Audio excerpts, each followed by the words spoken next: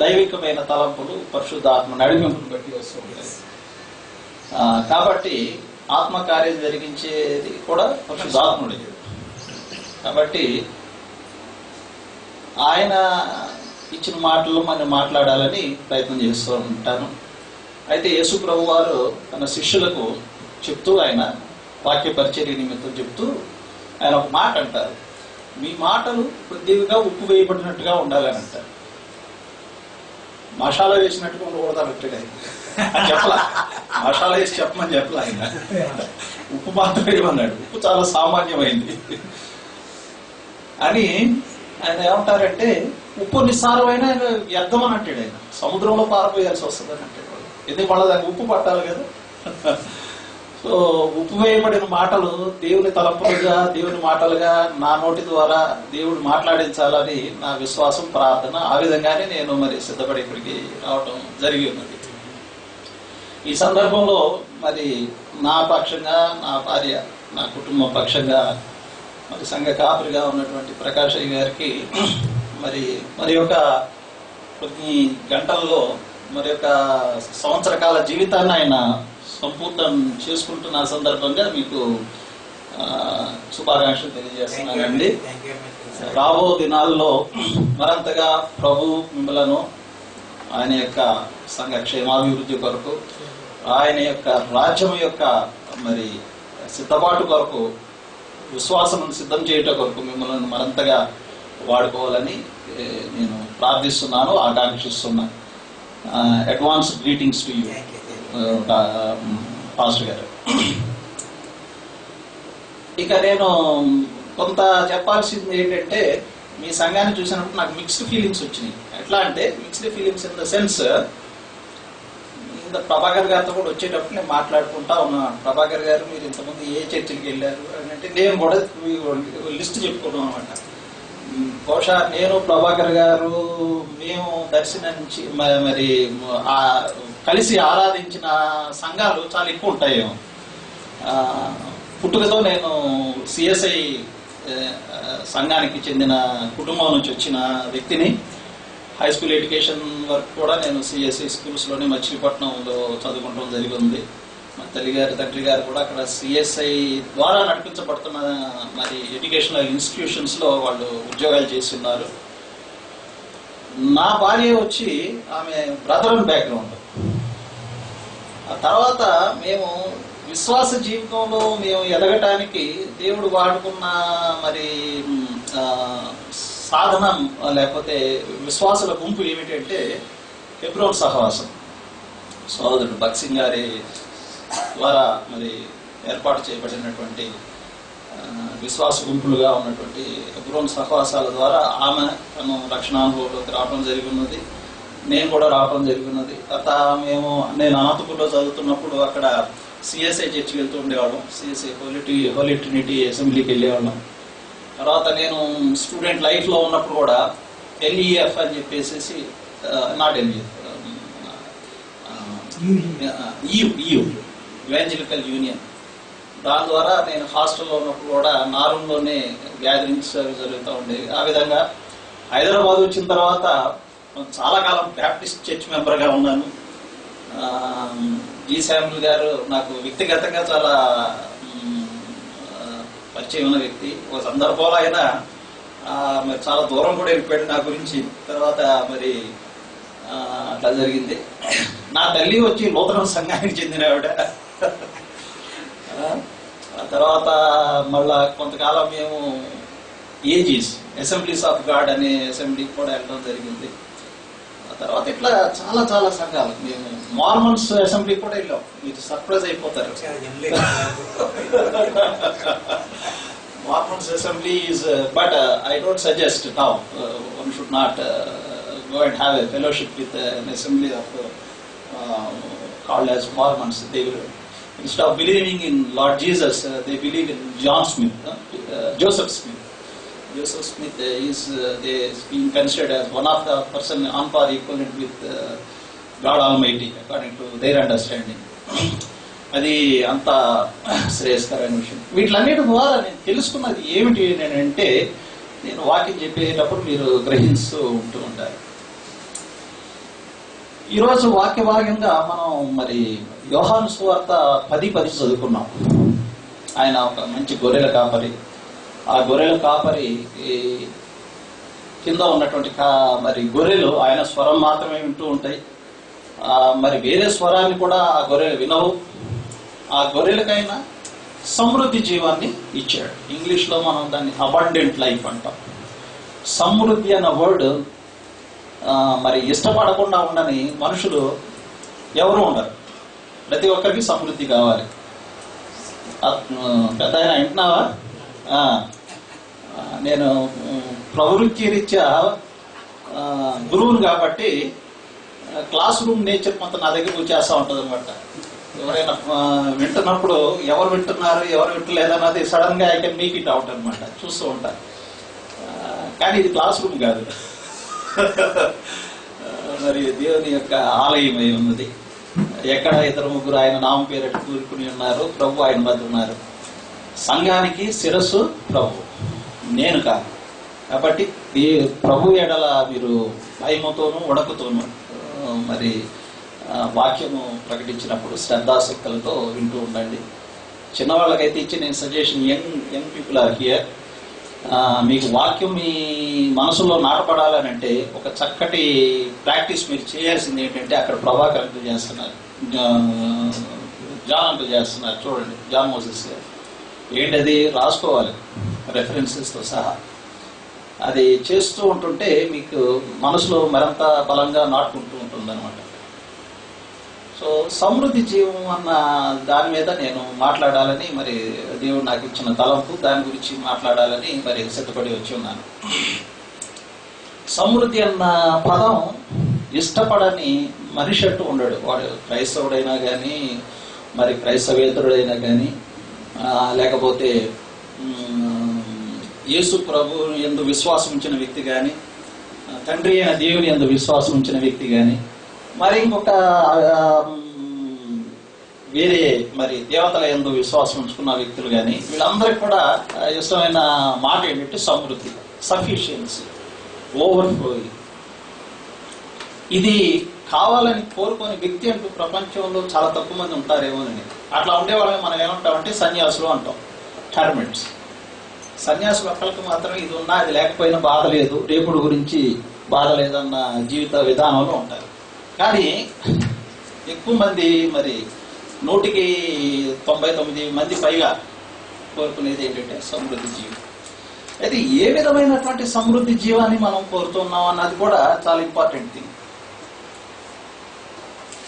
అదే మరి ప్రభు యొక్క శిష్యులుగా ఉన్న వారికిను, సంఘముగా పిలువబడిన వారికిను, ఇతరులకి ఉన్న తేడా అవుతుందన్నమాట. ప్రభు యొక్క శిష్యులుగా, సంఘంగా ఉన్నబడిన వారి దృష్టిలో సమృద్ధి జీవం అంటే ఏమిటి, ప్రభు యందు విశ్వాసంలో లేకుండా ఉన్న వారికి సమృద్ధి అంటే ఏమిటి అన్నది కొంచెం సేపు వివేచిద్దాం. మనలో చాలా మంది క్రైస్తవులుగా ఆంధ్రప్రదేశ్లో, అంటే ఆంధ్రప్రదేశ్ అంటే నా ఉద్దేశం 3 ప్రాంతాలు. ఇప్పుడు మనం చాలా కేర్ఫుల్ గా మాట్లాడాల్సిన రోజులు తెలంగాణ అయినా కానీ, లేకపోతే ఆంధ్ర రీజియన్ నుంచి వచ్చినా కానీ. ఇంకొక ప్రత్యేకమైన విషయం ఏంటంటే, నా విషయంలో మీరు అందరు నవ్వుకునే విషయం, కాసేపు మీకు ఉత్సాహపరిచే విషయం. నేను ఆంధ్రాలో పుట్టినవాడిని, రాయలసీమలో చదువుకున్నా, తెలంగాణలో సెటిల్ అయ్యా. సో ఈ ప్రాంతంలో ఉన్న ప్రభు యొక్క విశ్వాసులుగా, సంఘంగా పిలవబడిన మనందరికీ ఉన్న ఒక గుర్తింపు ఏంటంటే, చాలా వరకు మనం 90% పైగా విశ్వాసంగా ఉన్న మనం అందరం కూడా పేద కుటుంబాల నుంచి వచ్చిన వారు.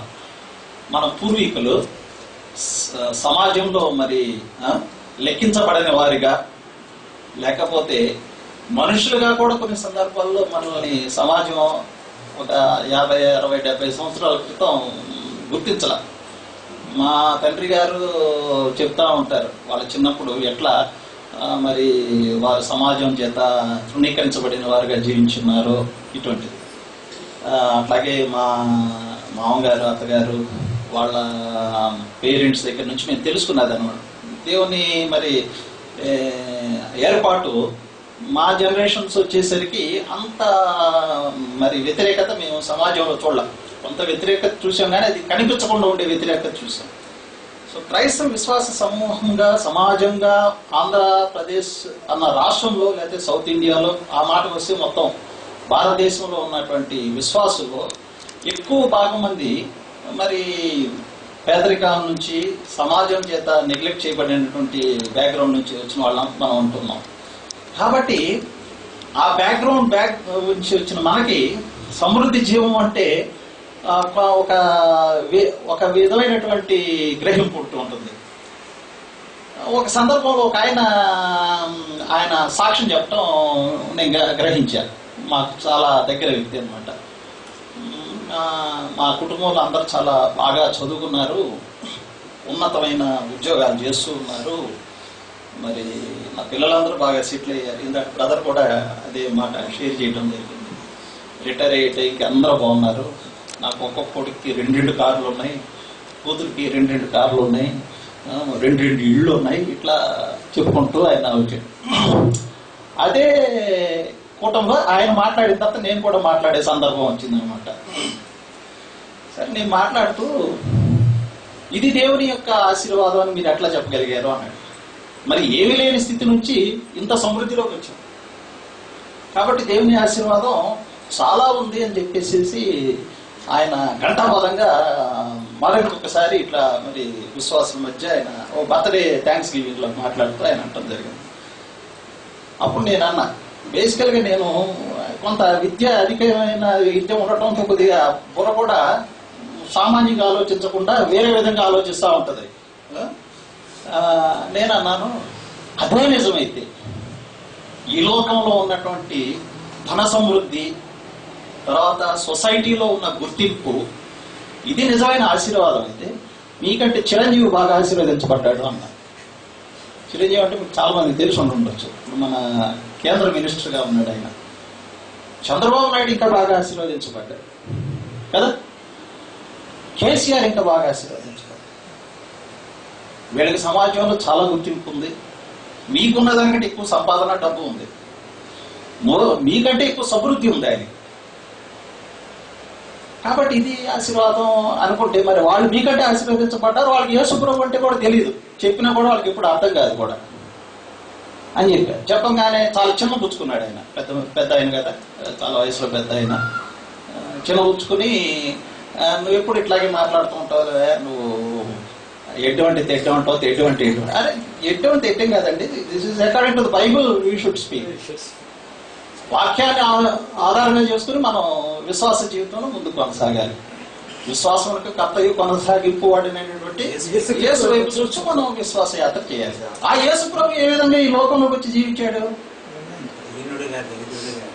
ఫిలిప్పీలకు రాసిన పత్రిక 2వ అధ్యాయంలో చాలా చక్కగా రాయబడి ఉంటుంది. ఒకసారి అందరూ ఫిలిప్పీలకు రాసిన పత్రిక 2వ అధ్యాయం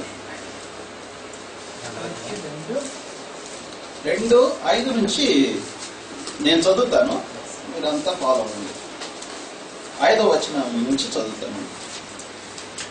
క్రీస్తు యేసునకు కలిగిన ఈ మనసు మీరును కలిగి ఉండుడి. ఆయన దేవుని స్వరూపము కలిగిన వాడై ఉండి దేవునితో సమానముగా ఉండుట విడిచిపెట్టకూడని భాగ్యమని ఎంచుకొనలేదు గాని మనుషుల పోలికగా పుట్టి దాసుని స్వరూపమును ధరించుకొని తన్ను తానే రిక్తునిగా చేసుకొనేను.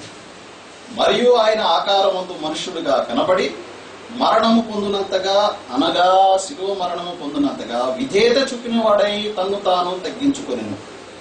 అందుచేతను పరలోకమందు ఉన్న వారిలో గాని, భూమి మీద ఉన్న వారిలో గాని, భూమి క్రింద ఉన్న వారిలో గాని ప్రతివాని మోకాలను యేసు నామమున వంగునట్లును, ప్రతివాని నాలుకయు తండ్రి అయిన దేవుని మహిమార్థమైన యేసుక్రీస్తు ప్రభువు అని ఒప్పుకున్నట్లును దేవుడు ఆయనను అధికంగా హెచ్చించి ప్రతి నామమునకు పైనామమును ఆయనకు అనుగ్రహించెను. ఎవరండి యేసు ప్రభువు? తండ్రి అయిన దేవుని యొక్క కుమారుడు, దైవత్వం కలిగిన వ్యక్తి. ఒక సందర్భంలో యేసు ప్రభు వారు మాట్లాడుతూ మరి ఆయన యోహాను సువార్తలు మనం చదువుతాం, నన్ను చూచిన వాడు తండ్రిని చూచాడని అంటాడు ఆయన. అంటే మనం ప్రభువుని మానవ రూపంలో ఉన్న మనుష్య కుమారుడుగా ఉన్నటువంటి సిస్టర్ మీరు ఎవరో నిద్రపోతున్నారు, నిద్రపోకుండా వినాలి. మనిషి రూపంగా ఉన్న ఆయన మనం చూస్తే దేవుని చూసామని చెప్పేసి అంటూ ఉన్నారు. మీరు గ్రహించి ఉంటారు చాలా సందర్భాల్లో డిసెంబర్ 25వ తారీఖు మనం యేసుక్రీస్తు పుట్టినదినో అని చాలా అద్భుతంగా చేస్తూ ఉంటాం. ఎంత అద్భుతంగా చేస్తామంటే ఆ రోజు ఇక నా చిన్నప్పుడైతే డిసెంబర్ 25th అంటే అదొక పెద్ద ఎక్స్పెక్టేషన్తో ఉండే దినాలన్నమాట. మీకు కూడా కదా చాలా మందికి. కానీ తర్వాత ఇంకో సందర్భం మళ్ళీ ఇది వచ్చినప్పుడు నేను మాట్లాడితే, ఇప్పుడు కాదు అన్ని ఒకేసారి మాట్లాడితే ఎట్లా, మరొక సందర్భం వచ్చినప్పుడు డిసెంబర్ 25వ తారీఖు గురించి ఇంకోసారి మాట్లాడతాను మీతో. ఆ రోజు తిన్నంత తిండి తినం. డిసెంబర్ కొన్ని మచిలీపట్నం కృష్ణా డిస్ట్రిక్ట్ ఇటువంటి ప్లేసెస్ లో నేను చూసాను. డిసెంబర్ 25 వరకు నవంబర్ 25 నుంచి ఏర్పాటు స్టార్ట్ అవుతుంది. ఇన్ యాంటిసిపేషన్ సెమీ క్రిస్మస్, ఎన్ని సెమీ క్రిస్మస్ జరుగుతాయి. డిసెంబర్ 25th ముందు జరిగిన సెమీ క్రిస్మస్ లో నేను ఇంకెక్కడ చూడటం, ముఖ్యంగా కోస్టల్ బెల్ట్ లో చూస్తూ ఉంటాం అనమాట. ఏదో ఒకటి చేస్తారు, కేకులు తింటారు, పాటలు పాడుకుంటారు, జాయ్ఫుల్ గా ఉంటారు, జాయ్ టు ద వరల్డ్ అని పాడేస్తూ ఉంటారు. అంతా అద్భుతంగా జరుగుతూ ఉంటుంది. వాళ్ళ సమయంలో ఆ క్రిస్మస్ మేంజర్ సెటప్ కూడా పెడతారు. ఇక్కడ ఒక చిన్న బొమ్మలతో పెట్టి దానికి చాలా లైటింగ్ అరేంజ్మెంట్ చేసి చిన్న చిన్న గొర్రెపిల్ల బొమ్మలు, యేసు ప్రభు బొమ్మ, మేరీ యొక్క బొమ్మ, యోసేపు యొక్క బొమ్మ, ఆ తర్వాత మరి జ్ఞానుల యొక్క బొమ్మలు ఇట్లా పెట్టి, ఆ తర్వాత అది నాటిక కూడా వేస్తారు. నోబుల్ కాలేజ్ అని మీరు వినుంటారు మచిలీపట్నంలో. నోబుల్ కాలేజీలో 25 years బ్యాక్ క్రిస్మస్ సెలబ్రేషన్ చేసేవాళ్ళు. అంటే ఇప్పుడు మీరు టీవీల్లో చూసే సెట్టింగ్స్ అవి నథింగ్. ఆ రోజుల్లో అంత అద్భుతంగా చేసేవాళ్ళు.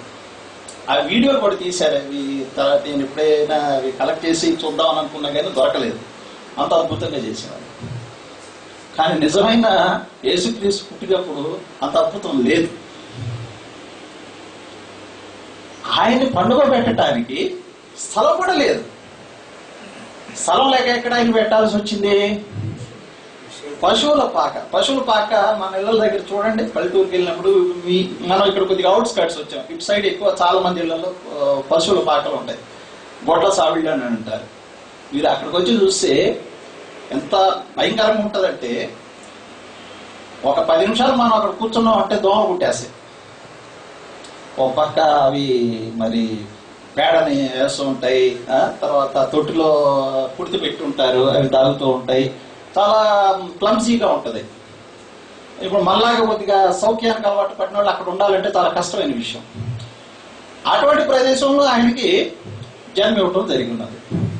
ఎవరైనా తండ్రి అయిన దేవుని యొక్క అద్వితీయ కుమారుడు, the only begotten son of God almighty and equivalent with God in Godhead. దైవత్వంలో ఆయనకి సమానమైనటువంటి వ్యక్తి. అటువంటి ఆయన మరి మనుష్యుడిగా జన్మను తీసుకున్నప్పుడు హీ కేమ్ బిలో ఎవ్రీబడి, అందరికంటే తక్కువ స్థితిలో ఆయన వచ్చిన్నాడు. ఒక సందర్భంలో ఆయన మాట్లాడుతూ అంటాడు, ఒక ధనవంతుడైనటువంటి యవనస్తుడు యేసు ప్రభు దగ్గరికి వచ్చి, బోధకుడా నువ్వు ఎక్కడుంటావు, నువ్వు ఎక్కడుంటే నేను అక్కడికి వచ్చి నీ దగ్గర ఉంటాను అని చెప్పేసి అంటాడు. చాలా ఇంప్రెస్ అయిపోయాడు అనమాట ఆయన బోధనలు విని. అది కూడా ఒక అద్భుతమే. ఎందుకంటే ఆయన బోధనలు అందరిని ఆకర్షించవు. అది మీరు నమ్ముతారా?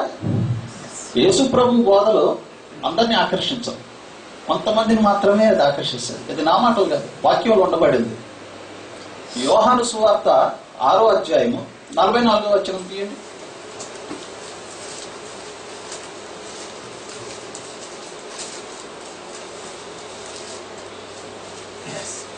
వారిలో కొందరు ఆయనను పట్టుకున్న సంచిని కాని, నన్ను పంపిన తండ్రి వారిని ఆకర్షించితేనే గాని ఎవడును నా యొద్దకు రాలేడు, అంత్య దినమున నేను వానిని లేపుదును. అక్కడ కండిషన్ ఉందండి. యేసుక్రీస్తుకి యేసుక్రీస్తు వారి మాటలు గ్రహించాలంటే ఆయన తండ్రి, అంటే తండ్రి అయిన దేవుడు ఆ ఫలానా వ్యక్తిని ఆకర్షించాలి. ఆ వ్యక్తిని ఆయన ఆకర్షించలేదనుకోండి, యేసు ప్రభు చెంతకి ఆ వ్యక్తి రాలేడు. చాలా సందర్భాల్లో ఇది చాలా ఆశ్చర్యంగా అనిపించేది నాకు. ఆ సంగతికి మళ్ళా అవసరం. కాబట్టి యేసుక్రీస్తు మానవ జీవితంలో మనం ఆయన పుట్టుకతో సహా చూస్తే మనం ఊహించిన సమృద్ధి జీవం అక్కడ లేదు. దయచేసి గ్రహించండి. సమృద్ధి జీవం అనేది వాక్యానుసారంగా వేరే విధమైనటువంటి భావన కలిగి ఉన్నది. ఇహలోక సంబంధమైనటువంటి విషయంలో ఎందున్న సమృద్ధి దేవుని నుంచి వచ్చిన సమృద్ధి జీవం అనే కాదు. ఆ పక్షంగా అయితే ఈ లోకంలో క్రీస్తుని ఎరగని వారు, క్రీస్తు నామం అంటే తెలియని వారు, తండ్రి అయిన దేవుని గురించిన విషయం అసలు తెలియని వారు, ఎవరు నిజమైన దేవుడు అని తెలియని వారు చాలా మంది ఈ లోక సంబంధమైన ఆస్తుపాస్తుల విషయంలో కానీ, మరి సమాజం చేత గుర్తించబడే విషయంలో కానీ క్రైస్తవం అని చెప్పుకుంటాను మనందరికంటే చాలా ఉన్నతమైన స్థితిలో ఉన్నారు. So the measure of God's blessing is not in terms of the abundance that is available in this world, in this generation. ఈ లోకానుసారంగా దొరికే ఇహలోక సంబంధమైన విషయముల యందు, ఆస్తిపాసుల యందు, హోదాల యందు, పదవుల యందు, లేకపోతే ఆరోగ్యము యందు, వీటన్నిటి యందు ఉన్నది నిజమైన దేవుని యొక్క ఆశీర్వాదం కాదు. కొంతమందికి ఒక డౌట్ వస్తుంది, ఏమంటే ఇట్లా చెప్తారు, ఇశ్రాయేలు జనాంగానికి మరి ఆయన రాజ్యాలు ఇస్తానని అన్నాడు, మంచి ఆరోగ్యం ఇస్తానని అన్నాడు, మంచి వాళ్ళ యొక్క సంపదని వారి యొక్క సమృద్ధిగా మరి పాత నిబంధన గ్రంథంలో చదివాం కదా, సడన్ గా మీరేంటి ఇట్లా కొత్త బోధ చేస్తున్నారని మీరు కొంతమందికి డౌట్ వచ్చే అవకాశం ఉన్నది. యేసు ప్రభు ఫిజికల్ ఇజ్రాయేలుతో చేసిన నిబంధన వేరు, ఆయన చేసిన నూతన నిబంధన వేరు. అందుకే యోధులు నూతన నిబంధన మనం చదువుకునే ఆధిక్యత, మనం చదువుకునగలిగిన ఆధిక్యత వాళ్ళకి లేకుండా పోయింది. వారికి ఇచ్చిన ఆశీర్వాదము ఇహపరమైనటువంటి ఆశీర్వాదం. కానీ క్రీస్తులో ఉన్న స్పిరిచువల్ ఇజ్రాయేల్, ఆత్మీయ ఇజ్రాయేలుకు దేవుడిచ్చిన ఆశీర్వాదము పరసంబంధమైనటువంటి ఆశీర్వాదం. నా మాటలు ఒక్కటి మీరు నమ్మొద్దు, అది వాక్యాన్ని ఆధారం చేసుకుని లేకపోతే. దానికి మీకు ప్రూఫ్ చూపిస్తా. ఎఫెసీయులకు రాసిన పత్రిక 1వ అధ్యాయము 3వ వచనం. చదవండి, గట్టిగా చదవగలిగినాడు. 1:3. మన ప్రభు అయిన యేసుక్రీస్తు యొక్క తండ్రి దేవుడు స్తుతింపబడును గాక.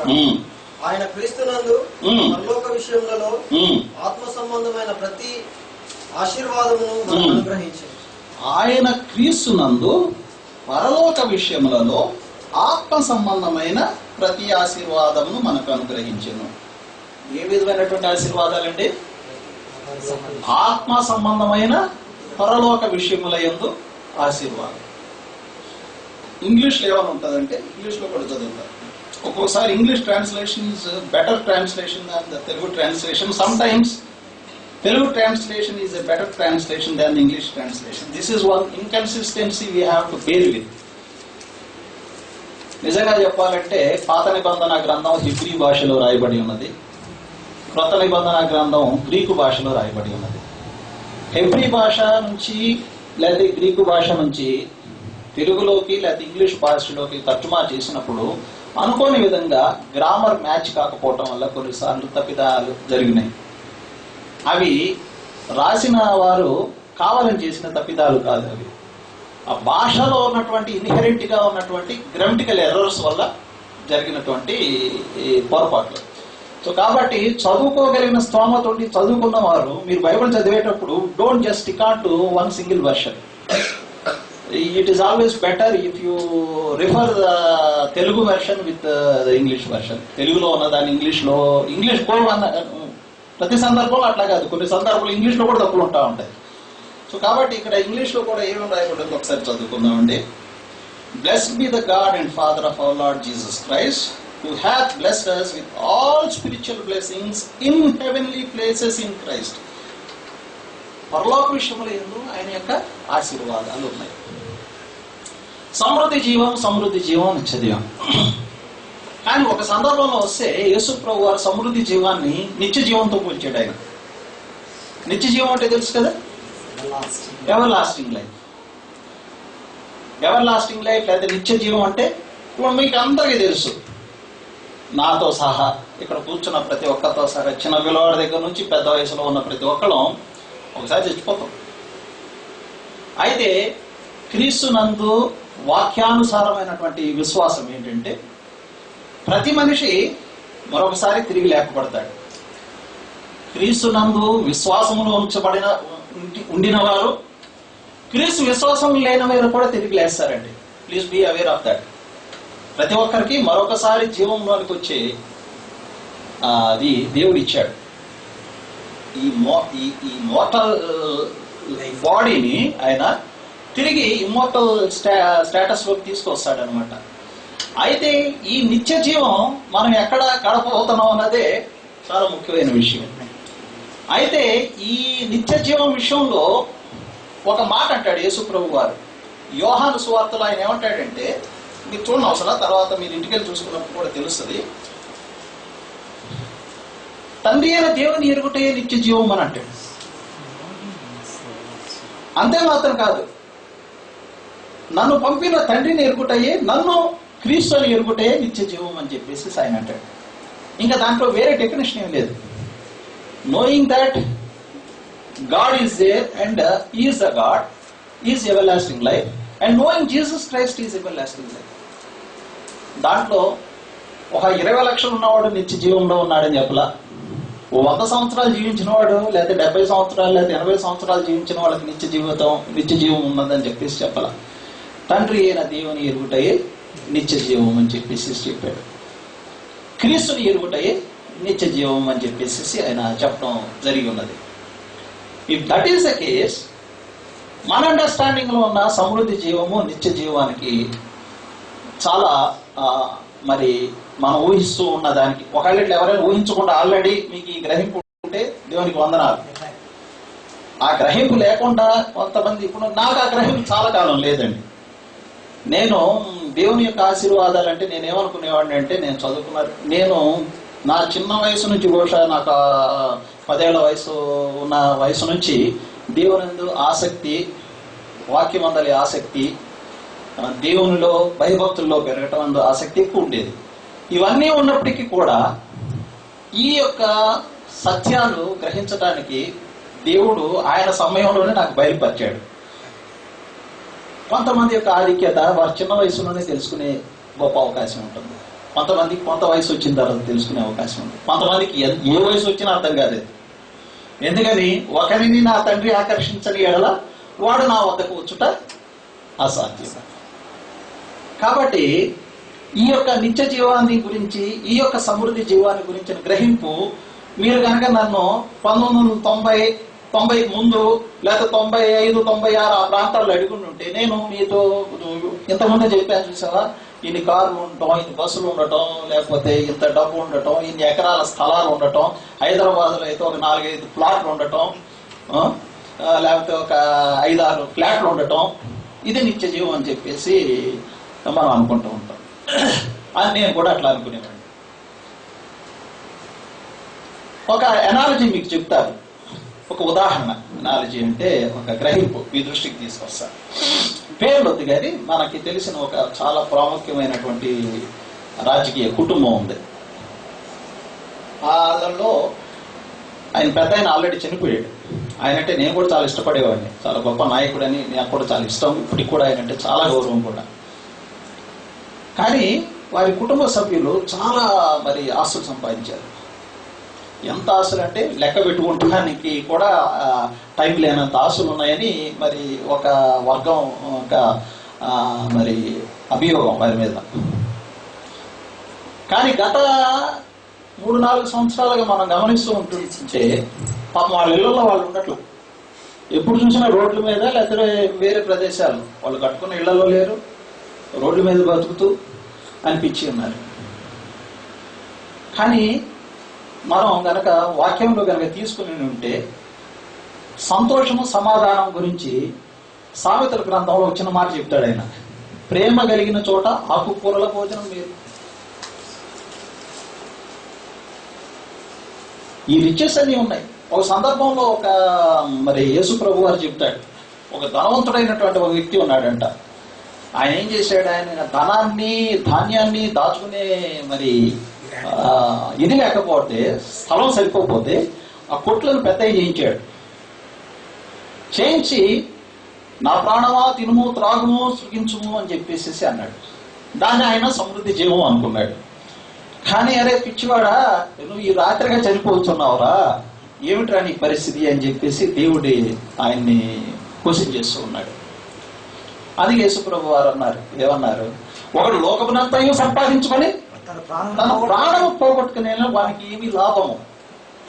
యేసుప్రభు ఒక సందర్భంలో అంటూ ఉంటారు, శిష్యులతో మాట్లాడుతూ అంటూ ఉంటారు, ప్రాణమును చంపే వారిని చూసి మీరు భయపడకూడదు, ప్రాణమును ఆత్మను చంపు వారిని చూసి భయపడుడి. నిత్య జీవము ఆత్మను చంపేసినప్పుడు లేదు. ఈ లోకంలో మన జీవిత యాత్ర వాక్యానుసారంగా మనం గ్రహించితే నీటి బుడగ వంటిది, గడ్డి మీద కురిసే మంచు వంటిది.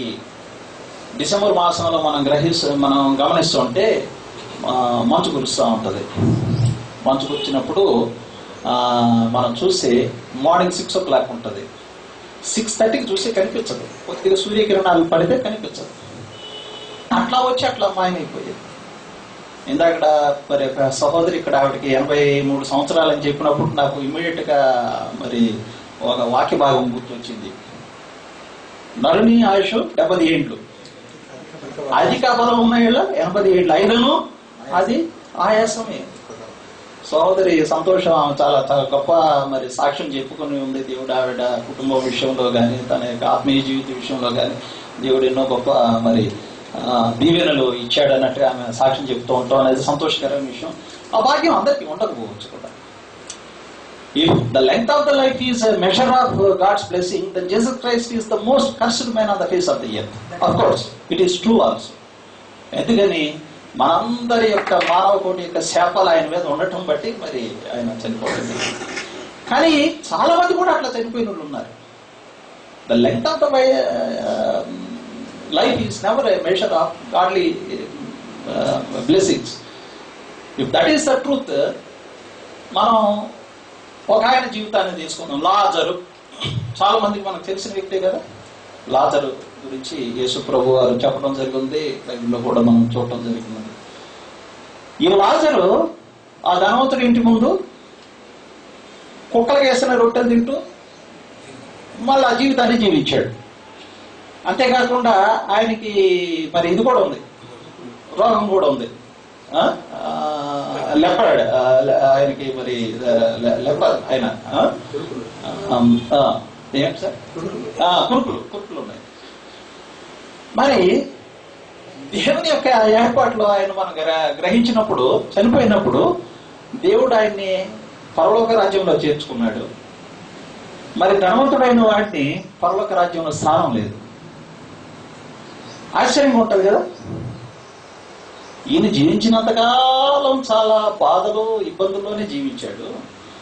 ఆయన చూస్తేనేమో సమృద్ధిలో జీవించాడు, ఇహలోకపరమైన సమృద్ధిలో జీవించాడు. మరి నిత్యత్వంలోకి వచ్చేసేసరికి లాజరేమో పరలోక రాజ్యంలో ఉన్నాడు. మరి ఈ ధనవంతుడైన వ్యక్తి మరి ఆ పరలోక రాజ్యంలో చేరలేని స్థితిలో ఉన్నాడు. యేసు ప్రభు వారు ఒక సందర్భంలో ఇహలోక సంబంధమైన ధనవంతుల గురించి ఒక మాట అంటూ ఉన్నాడు. ఏమన్నాడు, పరలోక రాజ్యంలో ధనవంతుడు ప్రవేశించుట కంటే ఒంటె సూది బెజ్జంలో దూరుట బహు సులభం అన్నాడు. ఒంటె సూది బెజ్జంలో దూరేది ఛాన్సే లేదు. Unless and otherwise we make such a very big needle and which is as bigger and as wider as ఒక 10 by 10 feet ఉండాలి. లేకపోతే ఆ నీటిల్లోకి ఒంటె వెళ్ళే ఛాన్సే లేదు.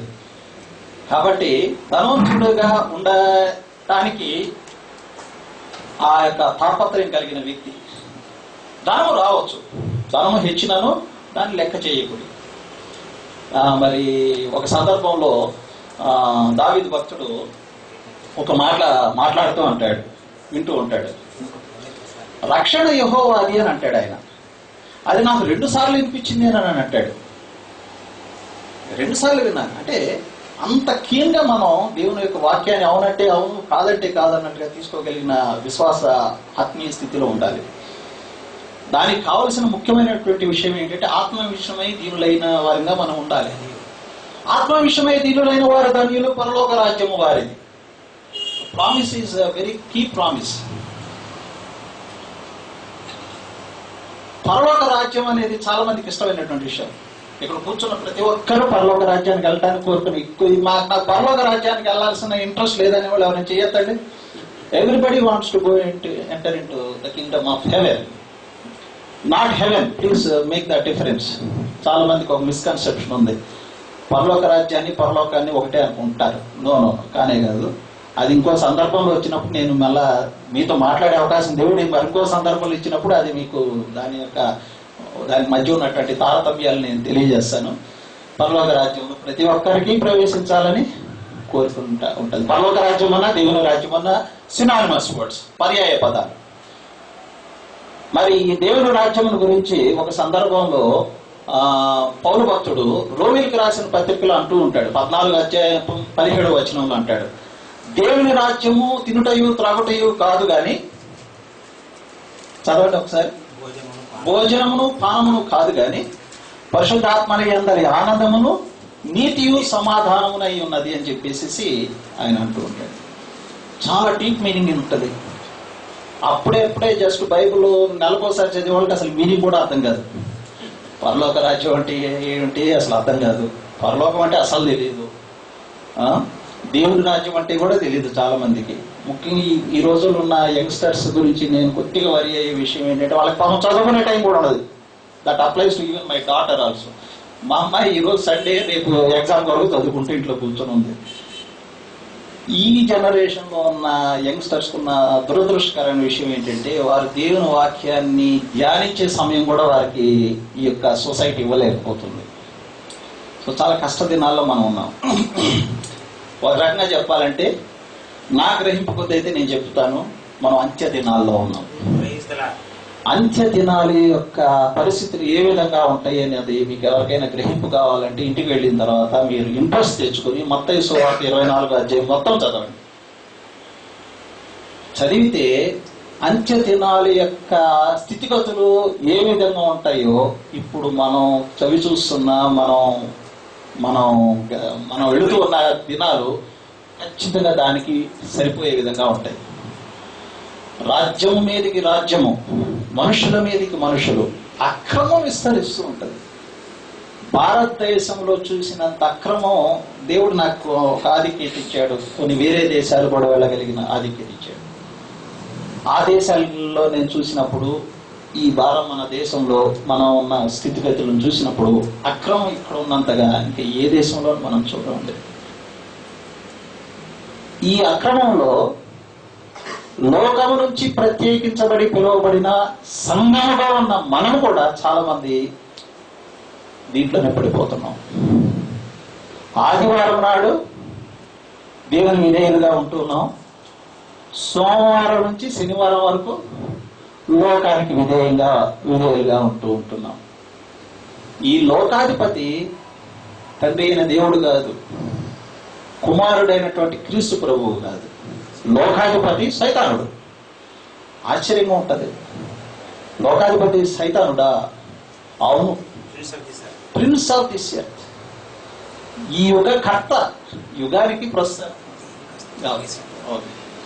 అని మనం గ్రహిస్తూ ఉంటాం. ఓ సందర్భంలో యేసు ప్రభు వారు మాట్లాడుతూ అంటారు, యువర్ ఫాదర్ అని అంటాడు ఆయన, మీ తండ్రి అయినా. 2 సందర్భాల్లో యోహాను సువార్తలు అంటాడు ఆయన. ఒక సందర్భంలో అదేమో సైతానుడు మీ తండ్రి అన్న ఉద్దేశంతో ఆయన మాట్లాడుతూ అంటాడు. ఇంకో సందర్భంలో తండ్రి అయిన దేవుడు మీ తండ్రి అన్న సందర్భంలో మాట్లాడుతూ ఉంటాడు. సైతానుడు మన తండ్రిగా ఉన్న సమాజంలో మనం ఉండటానికి ఇష్టపడుతున్నామా? గుంపులో ఉండటానికి ఇష్టపడుతున్నామా? తండ్రి అయిన దేవుడు మన తండ్రిగా ఉండవలసిన గుంపులో మనం ఉండటానికి ఇష్టపడుతున్నామా? మనమే డిసైడ్ చేసుకోవాలి. దేవుడు మనిషిని మరబొమ్మలా సృష్టించాల, కంప్యూటర్ లాగా సృష్టించాల. So that it can be programmed and it can run without having its own decision making free will. దేవుడు మనిషికి ఇచ్చినటువంటి గొప్ప ఆధిక్యత ఏంటంటే తాను సొంతంగా ఒక నిర్ణయం తీసుకునే అవకాశాన్ని ఇచ్చి ఉన్నాడు. ఈ సొంత నిర్ణయంతో ఆయనకి మనం విధేయత చూపించాలి. 1 కొరింథీయుల గ్రంథం 15వ అధ్యాయం ఒకసారి తీయండి. 1 కొరింథీయుల గ్రంథం 15వ అధ్యాయం. 1 కొరింథీయులు 2 కొరింథీయులు 15వ అధ్యాయం. 1 కొరింథీయులు 15వ అధ్యాయం. మనం క్రీస్తుని యందు నిరీక్షణ ఉంచుకున్న ఎడల మనకంటే దౌర్భాగ్యులు లేరు. ఈ జీవిత కాలం అని ఆయన అన్నాడంటే ఇంకో జీవితం కూడా ఉంది. మనం గ్రహించాల్సిన విషయం అది. ఈ జీవితాన్ని ఒక సందర్భంలో పౌలు భక్తుడు చెప్తూ అంటాడు, ఇక్కడ మనం రాయబారులు అని అంటాడు. రాయబారులు అంటే మీ అందరికీ గ్రహింపున్న విషయం. అంటే అంబాసిడర్స్. మన దేశానికి చాలా మంది అంబాసిడర్స్ ఉంటారు. అమెరికా దేశం నుంచి అంబాసిడర్ ఉంటాడు, పాకిస్తాన్ నుంచి వచ్చిన అంబాసిడర్ ఉంటాడు, నేపాల్ నుంచి వచ్చిన అంబాసిడర్ ఉంటాడు, పక్కన బంగ్లాదేశ్ నుంచి వచ్చిన అంబాసిడర్ ఉంటాడు, మరి ఇంకొక దూర ప్రదేశం యూరోప్ కంట్రీస్ నుంచి వచ్చిన అంబాసిడర్స్ ఉంటారు. ఈ అంబాసిడర్స్ ఎట్లా ఉంటారు? ఈ భారతదేశంలో భారతీయ పౌర సమాజం యొక్క కంట్రోల్ అథారిటీలో ఉండే వ్యక్తులుగా ఉంటారు. వారు ఎట్లా ఉంటారంటే వారి దేశపు యొక్క దూతలుగా ఈ దేశంలో వారు ఒక ప్రత్యేకించబడిన జనాంగంగా జీవిస్తూ ఉంటారు. They live in our country, in India, as representatives of their nations. ఇక్కడ కూడా మనం ఈ లోకంలో మనం జీవించే సందర్భంలో we are supposed to be living as representative. కాకుండా మనం జీవించినప్పుడు మనం చూసినప్పుడు వాళ్ళకి అనిపించాలి, ఏంటి వీళ్ళు చాలా పెక్యులర్ గా జీవిస్తూ ఉంటారు. పెక్యులర్ అంటే పిచ్చితనం కూడా కాదు, మళ్ళీ అది వారు జీవించిన నేను ఇలాగూ చెప్పుటలేదు. నేనే స్థితిలో ఉన్నను ఆ స్థితిలో సంతృప్తి కలిగి నేర్చుకొని ఉన్నాను. దీన స్థితిలో నెరుగుదును, సంపన్న స్థితిలో నెరుగుదును. ప్రతి విషయములోను అన్ని కార్యములలోనూ కడుపు నిండి ఉండుటకును, ఆకలి కొని ఉండుటకును, సమృద్ధి కలిగి ఉండుటకును, లేవిలో ఉండుటకును నేర్చుకొని ఉన్నాను. 13 కూడా నన్ను బలపరచు అని అందే నేను సమస్తమును చేయుదును. ఇది మీరు ఎరుగుదురు అని చెప్పేసి అంటాడు. వారి క్రియలను బట్టి మీరు వారిని ఎరుగుదురు అని చెప్పేసి అంటారు. మరి బైబిల్లో చెప్పబడిన కన్సిస్టెన్సీ ఎక్కడ వాళ్ళ జీవితాల్లో మనం చూసి ఉండం.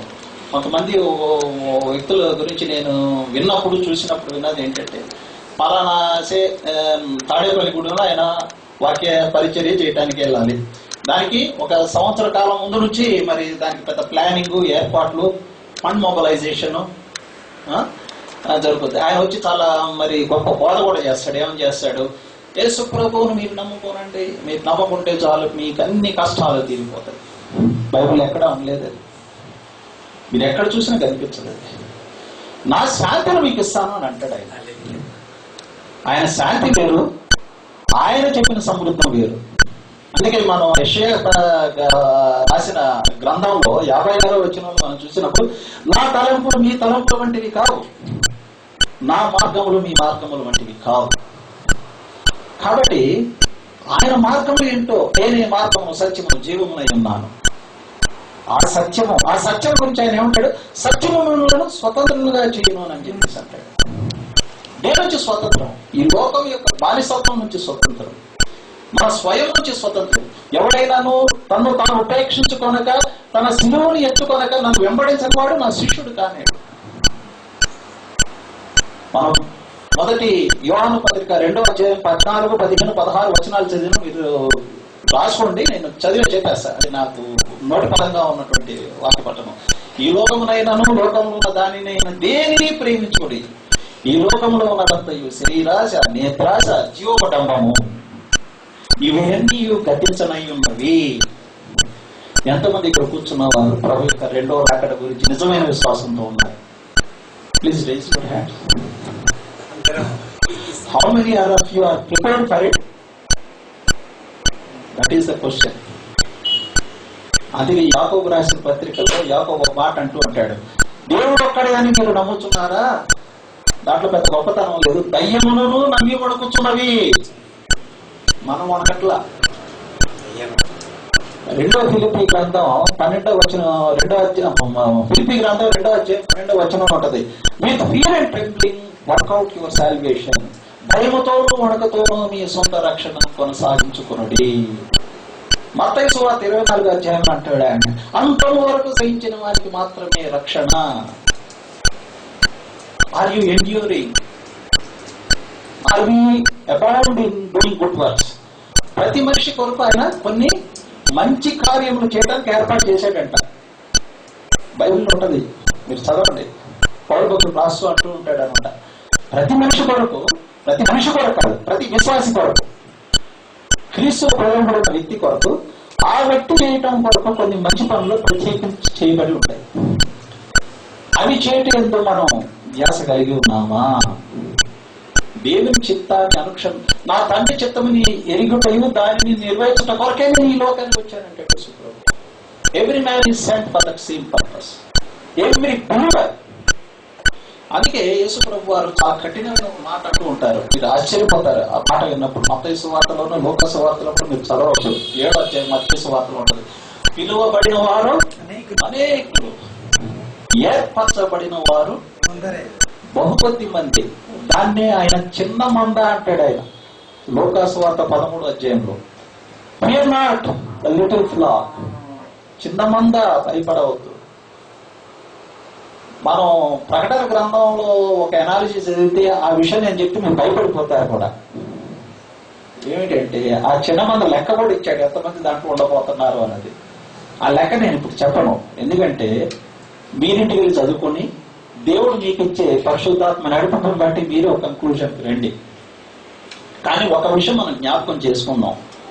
The parallel to the people who are going to be raised into the kingdom of heaven is just similar to the Israelites called out of Egypt. ఐగుప్తు దేశం నుంచి బయటకు పిలువబడిన ఇశ్రాయేలీయుల యొక్క జనాంగం యొక్క సంఖ్య సరే 40 లక్షల మంది అండి. Over a period of 40 years, it has become something very bigger number. It runs into very large group, lakhs of people. కానీ మరి ప్రామిస్ ల్యాండ్ చేరిన వారు ఇద్దరు. ఎవరైనా కాలేబు, యెహోషువ. పిలువబడిన వారు అనేకులు, ఏర్పరచబడిన వారు వెరీ ఫ్యూ. యేసుప్రభు అందుకే పౌరు భక్తుడు అంటూ ఉంటాడు, నేను ఏదో మామూలుగా చేయటం లేదు, ఒక రన్నింగ్ రేస్ లో ఉన్నట్లుగా నేను పరిగెడుతున్నాను. నా బహుమానం వేరే వాడు తీసుకోకుండా ఉండే విధంగా ఈ యొక్క రన్నింగ్ రేస్ లో ఉంటున్నాను. గాలితో పోరాడినట్టుగా నేను నా ఆత్మీయ పోరాటం చేయటం లేదు, గురి యొద్దకే పరిగెట్టుచున్నాను అని చెప్పేసి చెప్తున్నాడు. మన గురి ఏది? నీ హృదయం ఎక్కడ ఉండనో నీ ధనం అక్కడ ఉండను. దేవుడి రాజ్యమా మన ధనము? ఆయన ఇంకోటి కూడా చెప్పాడు, సిరిని కూడా ధనం అని చెప్పేసి అన్నాడు. Mammon, riches of this world is called as mammon. సిరి సంపద, సిరి సంపద అని అంటాం, చూసారా? కాబట్టి దావీదు గొప్ప మహారాజు. ఎంత గొప్ప మహారాజు! రాబోయే యుగంలో కూడా ఆయన మహారాజే. In the next life also is going to be the king of Israel. ఆ యొక్క గోత్రం నుంచి మనుష్య కుమారుడైనటువంటి దేవుడు మనుష్య కుమారుడిగా వచ్చి ఉన్నాడు. యోధా గోత్రము, దావీదు సింహాసనం నుంచి ఆయన వచ్చి ఉన్నాడు. మొదటి రాకలో ఆయన గొర్రెపిల్లగా వచ్చి ఉన్నాడు. రెండవ రాకలో ఆయన గర్జించు సింహం వలె వస్తున్నాడు. ఆయన యోధా గోత్రపు సింహం వలె వస్తున్నాడు. ఆయన మొదటి యాత్రలో ఆయన రక్షించేవాడిగా వచ్చిస్తాడు. అంత మాత్రమే కాదు, రెండవ యాత్రలో ఆయన శిక్షించేవాడిగా కూడా వస్తున్నాడు. అంతేకాదు, మరి గౌరవించే ఆయనగా కూడా వస్తున్నాడు. ఎవరు గౌరవిస్తున్నాడు? ఆయన మొదటి పునరుద్ధానంలో ఉండే వారిని గౌరవించేవాడిగా వస్తున్నాడు. ఈ మొదటి పునరుద్ధానంలో మీరు నేను ఉంటున్నామా లేదా అన్నది చూసుకోండి. అదే నిజమైన సమృద్ధి జీవం, అదే నిజమైన నిత్య జీవం.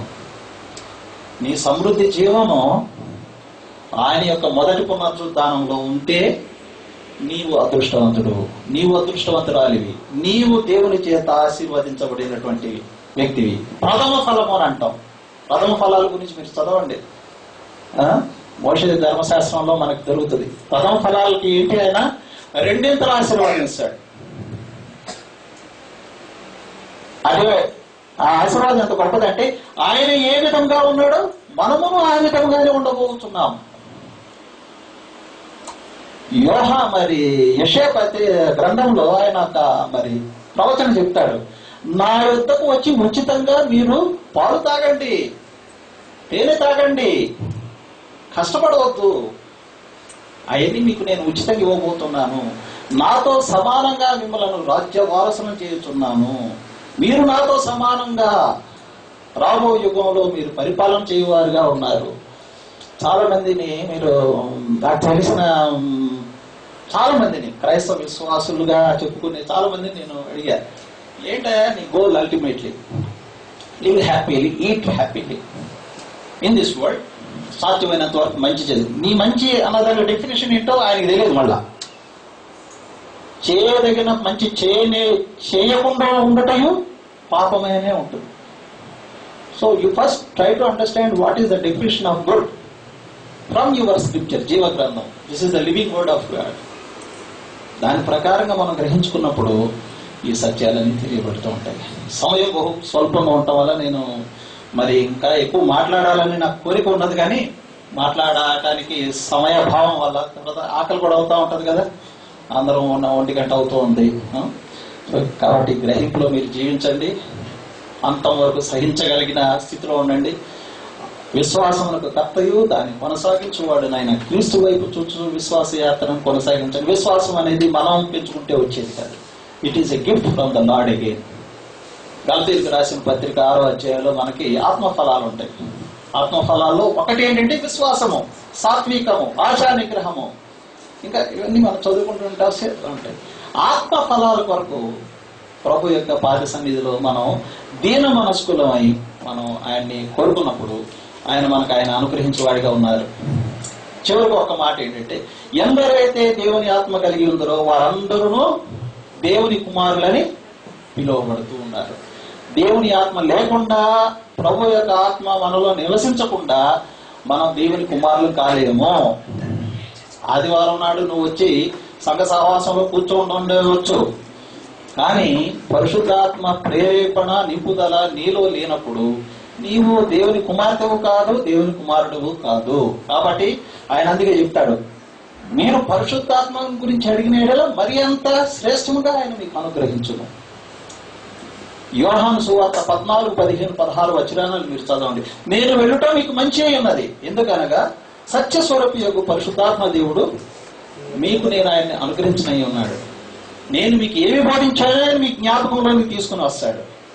మనం ఏ విధంగా జీవించాలో దేవునికి ఇష్టపూర్వకమైనటువంటి జీవితాన్ని ఆయన మనకి మరి నడిపించేవాడుగా ఉంటూ ఉన్నాడు. అందుకే క్రైస్తవ జీవితాన్ని 4 భాగాలుగా మనం చెప్పుకోవచ్చు, 4 స్టేజెస్గా.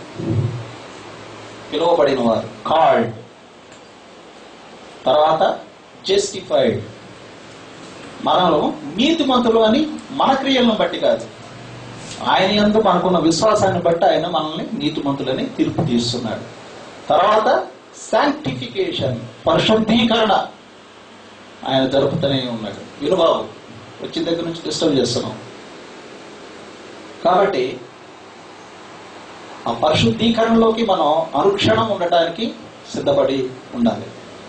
తర్వాత ఆయన అన్నాడు గ్లోరిఫికేషన్, మనకి మహిమ ఇవ్వనై ఉన్నాడు. క్రీస్తు యొక్క ప్రథమ ఫలములుగా మనము తిరిగి పునరుద్ధానములు లేకబడిపోయిన ఎడల దౌర్భాగ్యమైనటువంటి ముగింపు మనకి, అది శపించబడినటువంటి ముగింపు. చివరి పునరుద్ధానంలో ఉంటావో మొదటి పునరుద్ధానంలో ఉంటావో నువ్వే ఆలోచించు. ప్రార్థన చేసుకోండి. మహాపరిశుద్ధమైన ప్రేమ కలిగిన మా ప్రియ పర్లకు తండ్రి, మీ సన్నిధానానికి మరొకసారి ఈ చిన్న మీ ప్రియ సంఘంతో కలిసి నేను, నా కుటుంబం, మేమందరము మిమ్మల్ని స్తుతించుటకు, ఆరాధించుటకు, నాయన మిమ్మల్ని గణపరచుటకు మరి నాయన మీ యొక్క వాక్యమును మేము వినగలుగుటకు పొందగలుగుటకు మీరు మాకు అనుగ్రహించిన ఈ యొక్క కృపను బట్టి మీకు వందనాలు స్తుతులు స్తోత్రాలు చెల్లించున్నాం కదా. విశ్వాస సమాజంగా నాయన ఇక్కడున్న విశ్వాసులందరూ కూడుకొని ఉండగా గత కాలం అంతట్లోనూ మీరు వారిని వారి నుంచి కాపాడినందుకు మీకు వందనాలు. రక్షణ మార్గంలోకి మీరు వారిని తీసుకుని వచ్చినందుకు మీకు వందనాలు. విశ్వాస సత్యాలు మీరు వారికి బయలుపరుస్తున్నందుకు కూడా మీకు వందనాలు స్తుతులు స్తోత్రాలు చెల్లించున్నాం తండ్రి. సంఘ కాపరి ద్వారా మరి ఈ యొక్క సంఘాన్ని మీరు నడిపించుతున్న విధానాన్ని బట్టి కూడా మీకు వందనాలు స్తుతులు స్తోత్రాలు చెల్లించున్నాం. మరి సంఘ కాపరిగా ఉన్నటువంటి సహోదరుడు ప్రకాష్ గారికి, వారి సతీమణికి, మరి నాయన సంఘంలో పెద్దలుగా ఉన్న వారికి, వారందరికీ కూడా నాయన మరి నాయన మీ యొక్క తలంపులు, మీ యొక్క జ్ఞానమును అనుగ్రహించి విశ్వాస మార్గంలో విశ్వాస యాత్ర జీవితమును ఈ సంఘం కొనసాగించుకోగలిగే సహాయం దయచేయండి. నిత్యత్వంలోనికి ఎత్తపడే నాయన మరి సార్వత్రిక సంఘంలో మీరు భాగస్లే ఆధిక్యతను వారికి అనుగ్రహించండి. మరి నాయన ప్రతి విషయంలోనూ వారి యొక్క ఇహలోకపరమైన అక్కర్ల విషయంలోనూ వారికి సహాయకుడిగా ఉండండి, చాలినంత దేవుడిగా ఉండండి.